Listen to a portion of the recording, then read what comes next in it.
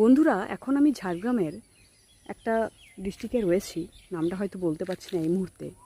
এই জায়গাটাতে নাকি ভূত আছে। এবার আমি সত্যতা আমার সিরিয়াসলি যাচাই করা হয়নি। এই যে পুকুরটা দেখতে পাচ্ছেন, এখানে নাকি সত্যিকারেরই ভূত আছে, মাঝে মাঝে অনেকে দেখেছে নাকি। এবার সত্যি কথা বলতে আমি এখনও কনফার্ম নই। দেখুন, আমি রাস্তা থেকে অনেকটা ডিস্টেন্সে দাঁড়িয়ে আছি, ওই ভয়েই বলতে পারেন, ঠিক আছে।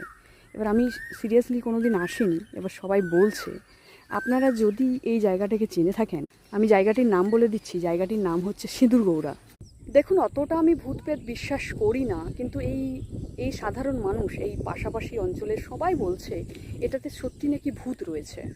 আপনারা যদি ঝাড়গ্রামের সিঁদুরগৌড়া বলে কোনো জায়গাটাকে চিনে থাকেন, তাহলে অবশ্যই আমাকে জানাবেন যে ওখানে সত্যি ভূত আছে কি নেই। আমি লোকেশনটা দেখিয়ে দিচ্ছি। এই লোকেশনটা দেখুন, এই জল ট্যাঙ্কি আছে না, ওই জল ট্যাঙ্কি থেকে সোজা চলে যাবেন যে রাস্তাটা, সেই রাস্তার ওই যে ওই দূরে দেখা যাচ্ছে। যদিও অনেকে হাত দেখায় না ভয়ে, যে কিছু যদি হয়ে যায়, আমি কিন্তু সাহস করে দেখিয়েছি। আপনারা যদি সিরিয়াসলি জেনে থাকেন এই বিষয়, এই জায়গাটির বিষয়ে, তাহলে অবশ্যই আমাকে কমেন্টে জানাবেন প্লিজ।